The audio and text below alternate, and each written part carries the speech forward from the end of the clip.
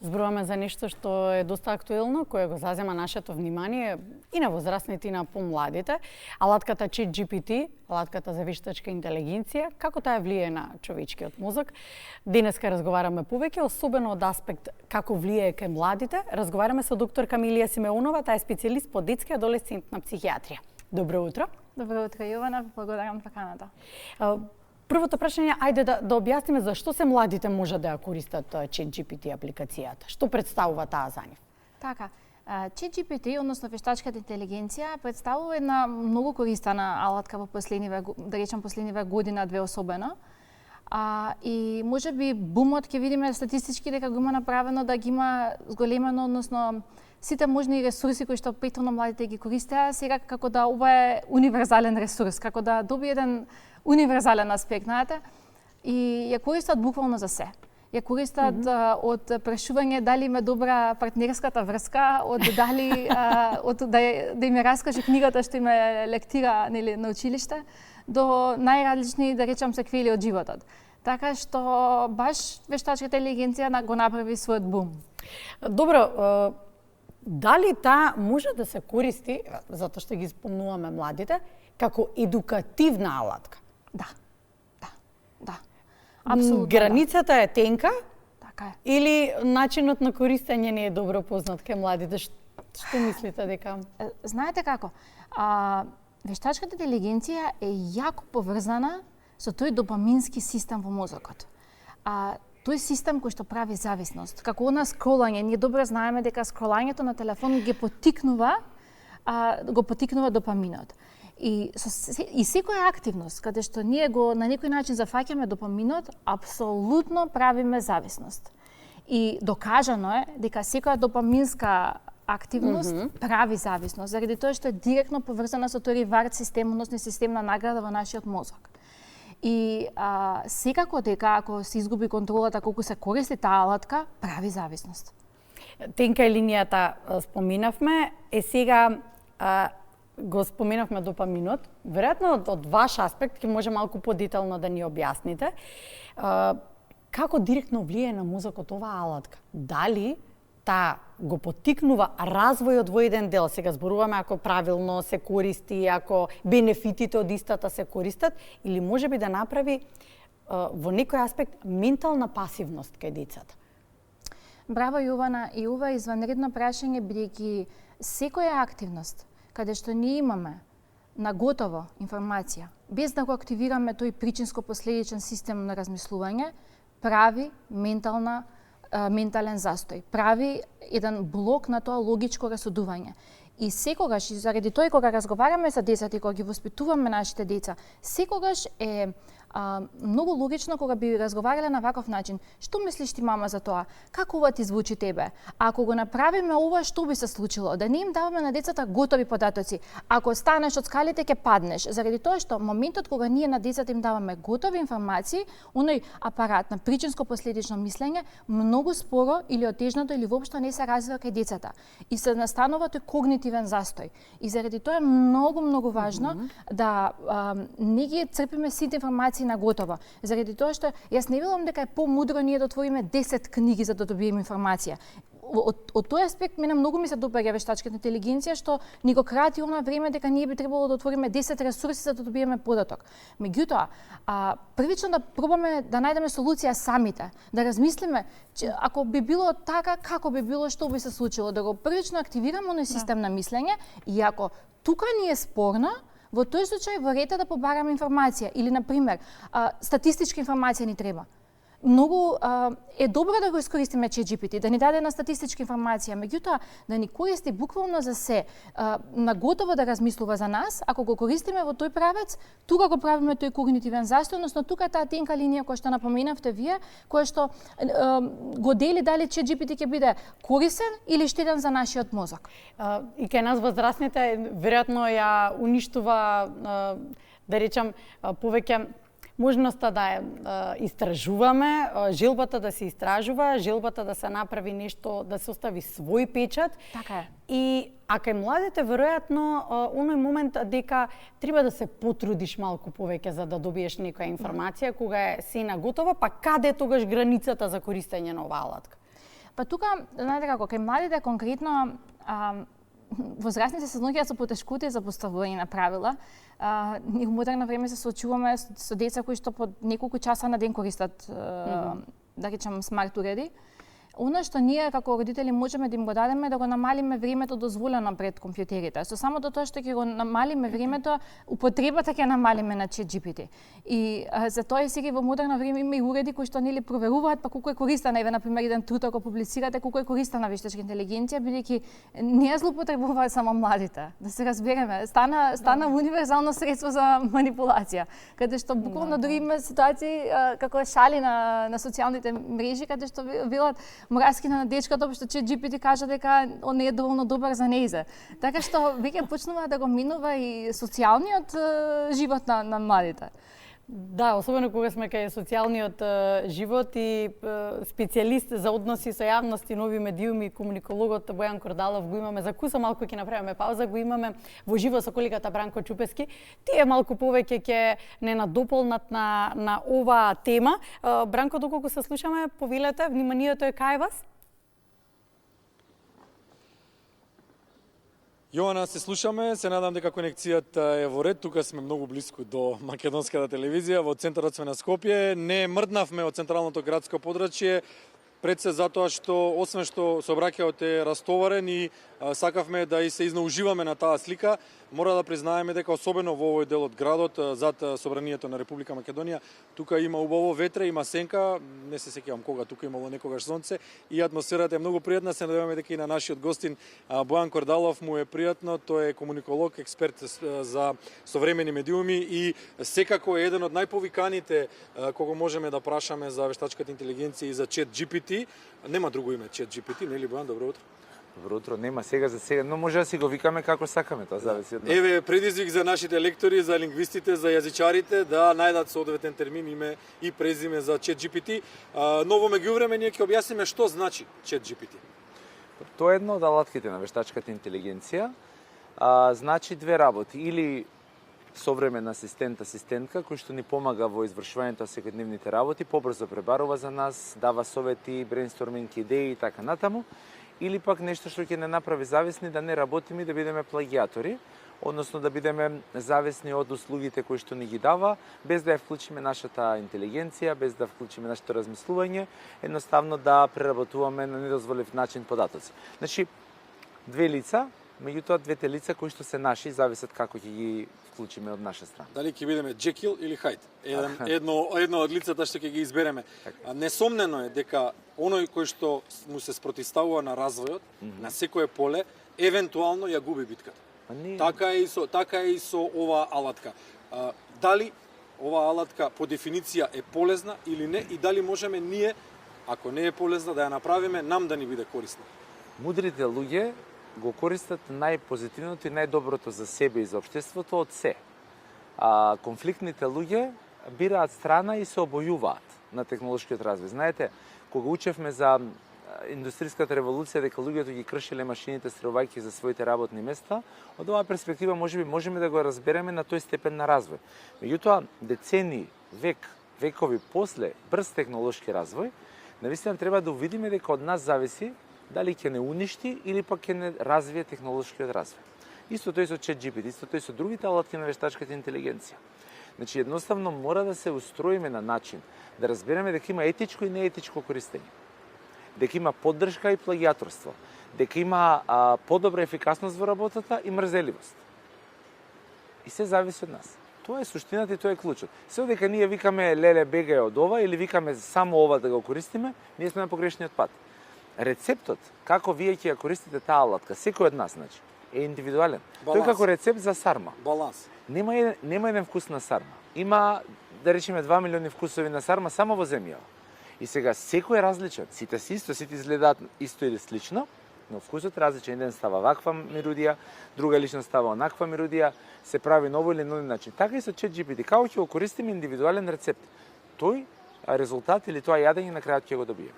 вештачката интелигенција ќе го уништи човештвото? Дали вештачката интелигенција сама по себе генерира деструктивни нагони или едноставно зависи од човекот како ќе ја користи? Кој ја креирал вештачката интелигенција и кој ја креира и кој ја усовршува човекот?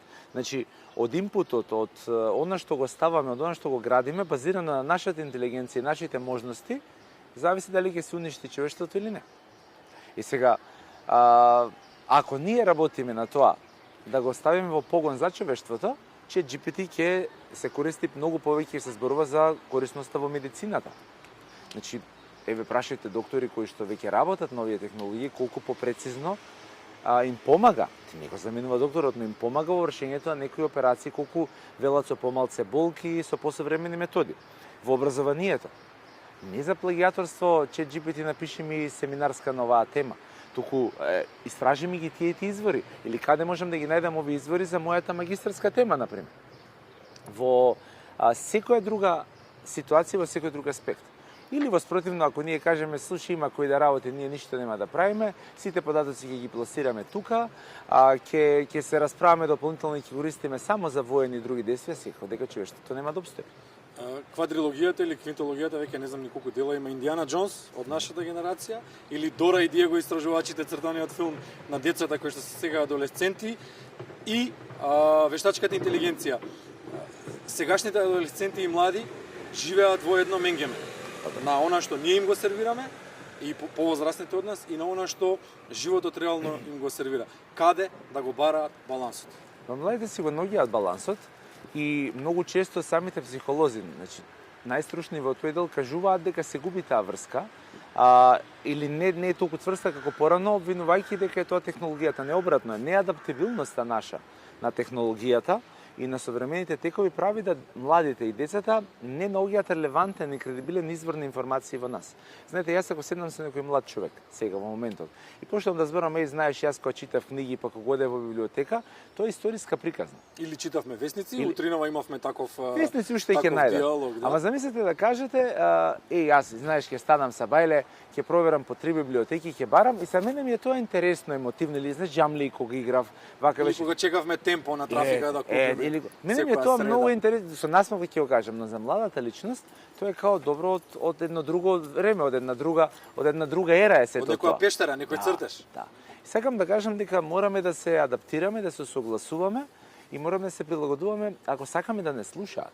Не за друго, сакаме да се прими информацијата што ја кажуваме за овие нови генерации денеска, ние мора да знаеме што се случува денеска. Ако ние игнорираме, сега и викаме, јас ова не го учам, стара сум ова, како да не ова глупости. Се наметна следното прашање. Дали има оправдание за повозрастните, бидејќи светот мора да биде кохезија меѓу генерациите, нели? Дали има оправдание за тоа, за таа одбивност кон новото, одбивност кон технологијата под изговор дека во наше време се живеело поинаку? Целосно оправдување има. Секој има право да си го живее животот како сака. И да мисли што сака и да прави што сака.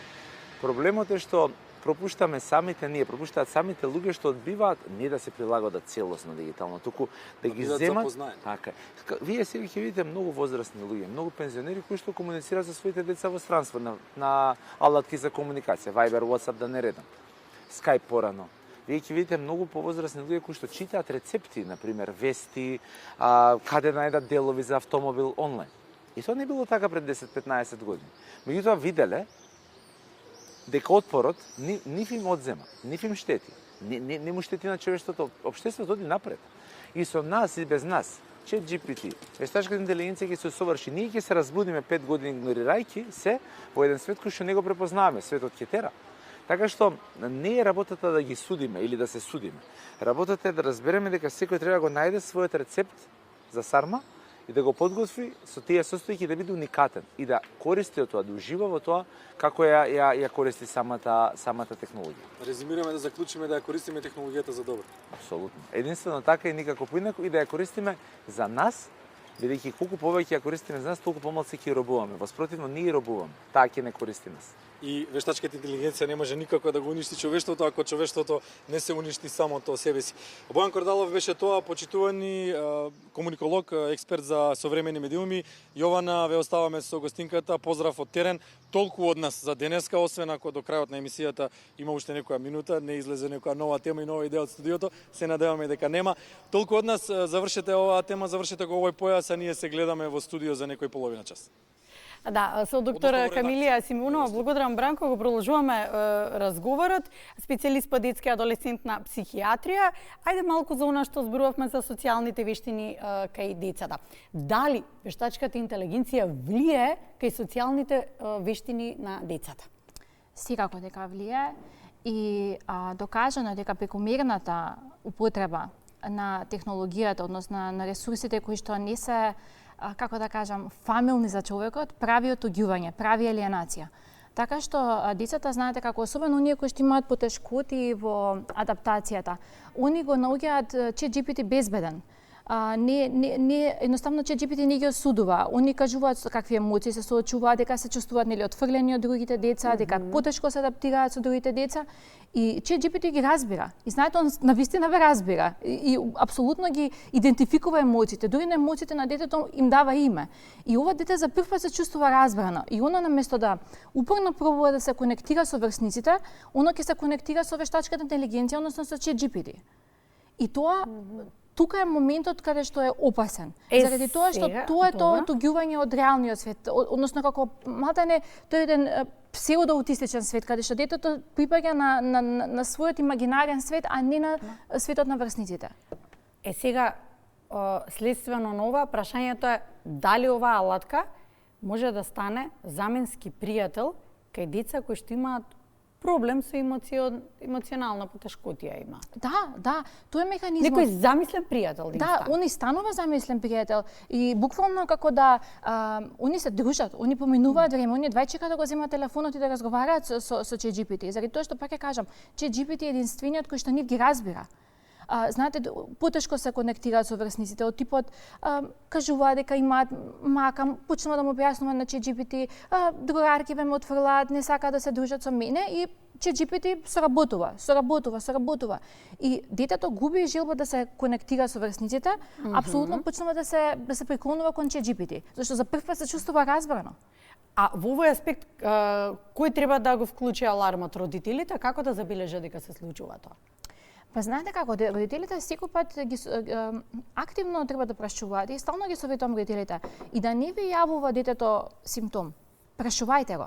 Прашувајте го како е на училиште, како е со другарките и ако видите дека вашето дете по наводници е многу мирно, повлечено, не ви јавува, сикате е супер, другиве деца хараат навечер, моево мирно си седи у соба. Знаете како, има кога детето и треба да хара, има кога треба да спие мирно во соба. И обично доенчињата треба да спијат мирно во соба. Школско дете не треба да спие мирно во соба. Треба да сака да се дружи, треба да има, знаете, таа симптоматологија бидејќи е некако суптилна, она тешка за препознавање, родителите тука го губат контактот. И детето апсолутно се преклонува и пак ќе кажам да не забравиме, тоа прави зависност. Веќе тоа дете има како да кажеме на окситоцинска врска со ChatGPT. Буквално на мокна окситоцинско-допаминска врска каде што прегратката, каде што топлината е чувство преку вештачката интелигенција. И сега ви имате двојна задача. Како да го тргнете од таа љубовна конекција? Тоа ќе ми беше другото прашање. Како да го тргнете од таа љубовна конекција да го вратите во реалниот свет, кога оно во тој имагинарен свет се чувствува многу повеќе разврено. И така е, ние сите се како да кажам, се раѓаме различни. Не сите можеме исто да се адаптираме. Не секој може слободно да зборува на телевизија, не секој може да се дружи со пријателите, не секој може да каже што чувствува. Има многу, да речем, интровертите постојат, тоа не е имагинација. Интровертите постојат, интровертите многу потешко се преклонуваат кон оној, да речем, екстровертен стил на функционирање, заради тоа што нивниот свет внатрешен е многу богат. И он има друг тип на емоции, можеби, како да кажам, доминантни. Меѓутоа, ние мораме, без разлика дали сме интроверти или екстроверти, да припаѓаме на овој свет, а не на имагинарен свет, односно свет кој што е технолошки. За моментот за кој е вистинскиот начин како родителот треба да постапи, веројатно едно од најпоставуваните прашања до вас од повеќе аспекти, па и кога е во прашање ваквата зависност кај децата. Кој е вистинскиот начин? Може би велите не треба веднаш да се одземе, да се скрати, како да се објасни реалниот, да се избега од таа имагинација, да се врати назад во реалниот свет? Јован, ова е изванредно прашање. Јас се согласувам дека е најчесто поставуваното прашање за кое што јас најчесто го имам оваа реплика. Баш пластично сакам да ја доловам. Ние кажавме да не го користи телефонот и она упорно дреме цел ден на телефон и оди само у соба.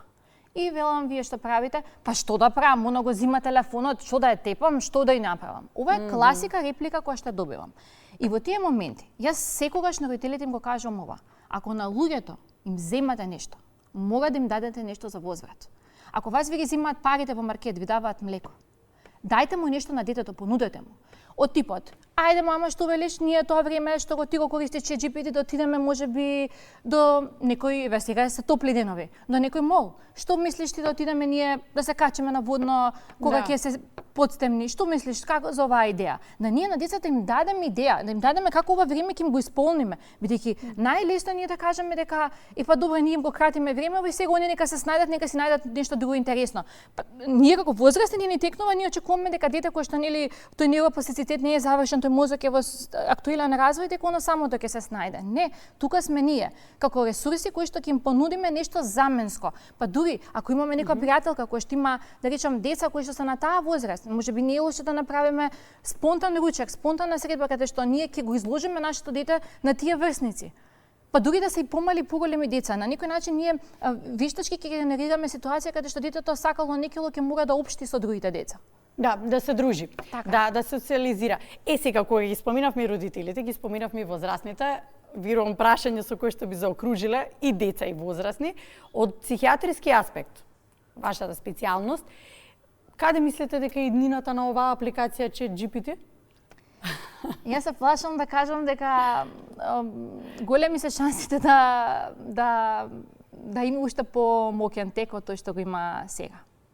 И можам да кажам дека се поголем и поголем замав зима и дали тоа мене ми се допаѓа или не е друго, али вештачката интелигенција има капацитет да заземе многу сфери во нашето општество и за тоа треба да ја користиме многу разумно, да имаме ограничено време кое што го минуваме со вештачката интелигенција, да користи на вистина за ресурси кои што би ни го скратиле времето за барање, меѓутоа не би го попречиле нашето логичко размислување, односно пребарување на статистички податоци, некои, да речам, податоци кои што се врзани со бројки, со, да речам, некои демографски податоци, меѓутоа не со користење на онај момент кој што е наш, човечки, да размислуваме. Да, со социолошкиот момент, така.